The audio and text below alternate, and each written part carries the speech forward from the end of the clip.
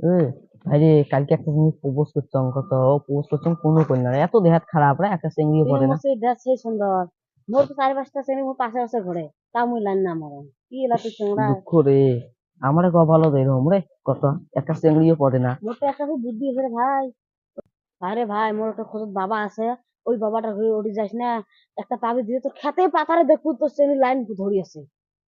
হয় নাকি? তাহলে চল তো যাই। চল আয়। ভাই বর্তমান বাবা গুলো কথা কি কইস, কি আংবাং তাবিজ দেয়, কোনো কামে না হয় কথা।